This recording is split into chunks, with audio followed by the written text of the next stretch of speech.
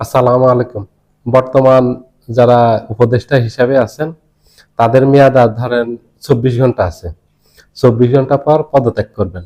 পদত্যাগ করার পর ওনাদের পরিণতি কি হবে অনেকের ধারণা, ওনাদের পরিণতি খুব ভয়াবহ হবে, খুব করুণ পরিণতি হবে। আর ওনারা ভিন্ন একটা সময় আসছেন এবং টালমাটাল একটা সময় আসছেন বিপ্লবের পরে। 8 সালে যারা উপদেষ্টা ছিলেন, 8 সালের যারা খলনায়ক ছিলেন, এই যে মঈনুদ্দিন ফখরুদ্দিন, ওনারা সেখানে 8 সালে অনেক কিছু করছেন। রাজনীতিবিদদেরকে একেবারে হ্যান্ডকাপ করিয়ে ফেলছেন। প্রশাসনিক কর্মকর্তাদেরকে ইচ্ছার বিরুদ্ধে গিয়ে বাধ্য করে অনেক কাজ করিয়েছেন। করিয়ে এখন কিন্তু ওনাদেরকে আর দেশে কাউকে খুঁজে পাওয়া যাচ্ছে না। মঈনুদ্দিন সেনাপ্রধান তৎকালীন, উনি অবসরে যাওয়ার পর যে আমেরিকায় গেছেন, উনি আর আমেরিকা থেকে আসেননি। আজকে প্রায় উনি আমেরিকাতে 15 বছর, বাংলাদেশে আসেননি, ভয়ে আসেননি। কারণ 8 সালে 6 সাল থেকে 1/11 ঘটার পর থেকে 8 সালে নির্বাচন হওয়ার আগ পর্যন্ত যা যা করছেন উনি খুব ভালো জানেন কি করছেন। যত অপকর্ম করছেন সেগুলির ভয়ে আর আসেননি। আওয়ামী লীগের অনেক নেতা, এই যে আওয়ামী লীগের শেখ ফজলুল করিম সেলিম, শেখ হাসিনার ফুফাতো ভাই, সংসদে দাঁড়িয়ে আপনাদের মনে থাকার কথা যে এই মঈনুদ্দিন ফখরুদ্দিনের বিরুদ্ধে কেন ব্যবস্থা নেওয়া হচ্ছে না, তৎকালীন উপদেষ্টাদের বিরুদ্ধে কেন ব্যবস্থা নেওয়া হচ্ছে না, এটা নিয়ে দাবি জানিয়েছিলেন, জোর দাবি জানিয়েছিলেন। এবং সাবেক স্বরাষ্ট্রমন্ত্রী মহিউদ্দিন খান আলমগীর, উনি দাবি অনেক সংসদে দাঁড়িয়ে খুব কঠোরভাবে দাবি করছেন শেখ হাসিনার প্রতি এদের জন্য বিচার করা হয়। আওয়ামী লীগের অনেক সিনিয়র নেতা দাবি জানিয়েছেন, শেখ হাসিনা তখন তাদের বিচার করেননি, তারা দেশ থেকে পালিয়ে গেছেন। উপদেষ্টারা তৎকালীন একজন উপদেষ্টা ব্যতীত আর সবাই দেশ থেকে পালিয়ে গেছেন। সেনা প্রধান পালিয়ে গেছেন। আর তৎকালীন যে প্রধান উপদেষ্টা ছিল ফখরুদ্দিন, উনি তো ওই নির্বাচন হওয়ার পর যে পালিয়ে গেছেন, উনিও আর দেশে আসেননি। উনি কি এখন বেঁচে আছেন না মারা গেছেন মানুষ বলতে পারবে না। কারণ উনিও 1/11 সরকারের আরেকজন নায়ক ছিলেন। বহুত জুলুম করেছেন রাজনৈতিক নেতৃবৃন্দের উপর এবং সাধারণ মানুষের উপর। দেশটাকে ওনারা তৎকালীন সময় একেবারে মঘের মূল্য বানিয়ে ফেলছেন। তখন যদি বলতো যে দিনকে রাত, রাত হয়ে করছেন ওনারা। রাতকে যদি বলতো যে দিন, দিনে। এত ভয়াবহ একটা পরিবেশ পরিস্থিতি তৈরি করছেন 6 সাল থেকে 8 সাল পর্যন্ত 2 বছর। এখন ওনাদের পরিণতি দেখে এখন যারা উপদেষ্টা আছেন ওনাদের ভয় ধরে গেছে, ওনাদের ডর ধরে গেছে, ওনারা আতঙ্কিত হয়ে পড়ছেন। ওনাদের পরিণতি কি হবে, ওনাদের পরিণতি কতটা ভয়াবহ হবে, ওনারা কি দেশে থাকতে পারবেন? ওনারা তো আওয়ামী লীগের প্রতিরোধের মুখে পড়বেন, এটা বলার অপেক্ষা রাখে না। আওয়ামী লীগ ওনাদেরকে কোনো ছাড় দিবে না। এই উপদেষ্টা পরিষদের একজন কেউ, দেশে হোক বিদেশে হোক, আওয়ামী লীগের যে ক্ষোভ এবং আওয়ামী লীগকে সরানোর পিছনে কলকাঠি নাড়ছেন এরা, এটা আওয়ামী লীগ বিশ্বাস করে। এটা এই বিশ্বাস থেকে আওয়ামী লীগকে সরানোই যাবে না। এখন তাহলে এদের পরিণতি কি হবে? এখন এদের বিরুদ্ধে সাধারণ জনগণ, এদের বিরুদ্ধে বিএনপির একটা অংশ, এই উপদেষ্টাদের বিরুদ্ধে এনসিপির একটা অংশ। এই যে এনসিপির নেতারা কিছুদিন আগে বলছিল না যে সেফ এক্সিট নিতে দিব না উপদেষ্টাদেরকে, তখন স্বরাষ্ট্র উপদেষ্টা জাহাঙ্গীর আলম,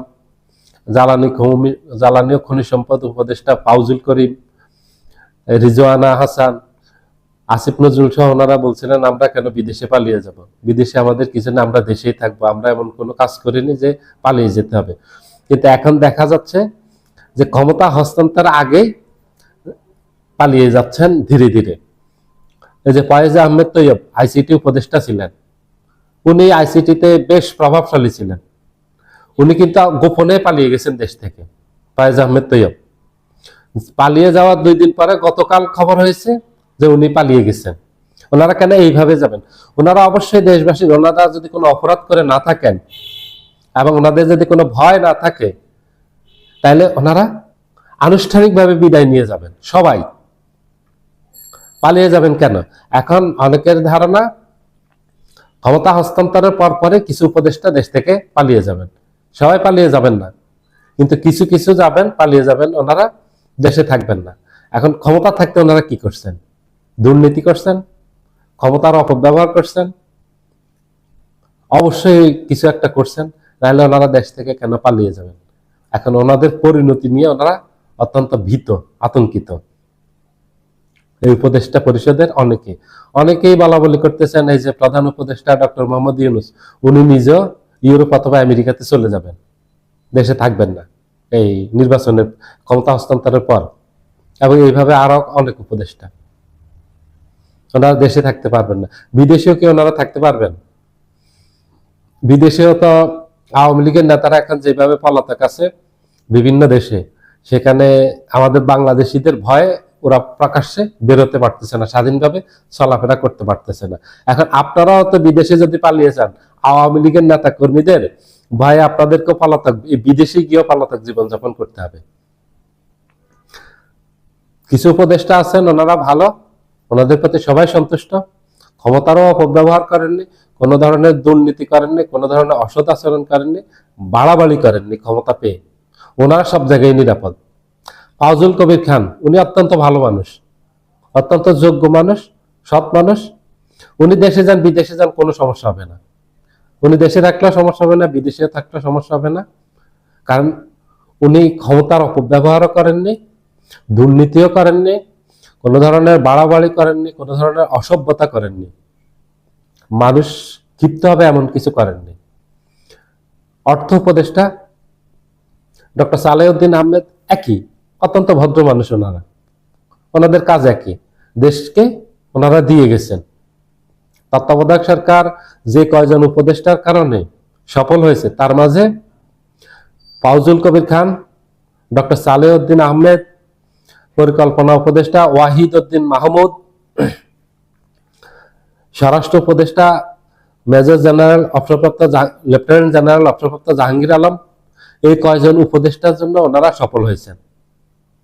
এই যে স্বরাষ্ট্র উপদেষ্টা অত্যন্ত ভদ্র মানুষ, খুবই সজ্জন মানুষ, খুবই ভালো মানুষ, সৎ মানুষ, ওনাদের কোনো সমস্যা হবে না, ওনারা সবসময় সম্মান পাবেন। কিন্তু বাকি উপদেষ্টাদের গ্যারান্টি নেই। বাকি উপদেষ্টাদের মাঝে আর দুই একজন আছেন, ফরিদা আক্তার আছেন, উনিও মোটামুটি সম্মানের সাথে থাকতে পারবেন। এবং ধর্ম উপদেষ্টা আহম খালিদ হোসেন, উনিও ভালোভাবে থাকতে পারবেন, ভদ্র মানুষ, ভালো মানুষ। কিন্তু কিছু উপদেষ্টা আছেন, ওনারা কিন্তু সবার জনরোষে পড়ার সম্ভাবনা বেশি। আওয়ামী লীগেরও পড়বে, বিএনপিরও পড়বে, এনসিপিরও পড়বে, জামাতেরও পড়বে, সাধারণ জনগণেরও পড়বে এই উপদেষ্টারা। কারণ ওনাদের বিরুদ্ধে অভিযোগ আছে বাকি উপদেষ্টাদের বিরুদ্ধে, ক্ষমতার অপব্যবহার, ক্ষমতা উপভোগ করা, দুর্নীতি করা, স্বজনপ্রীতি করা, নিজস্ব বলয় তৈরি করা, এবং আওয়ামী লীগের উপর অতি বাড়াবাড়ি করে আওয়ামী লীগের নেতা কর্মীদের উপর নির্যাতনের অভিযোগ আছে। এগুলির জন্য ওনারা ভয়ে আছেন, আতঙ্কে আছেন। 4-5 জন উপদেষ্টা স্পেশালি খুব ভয় আতঙ্কে আছেন। সবাই ভালো থাকবেন, আল্লাহ হাফেজ।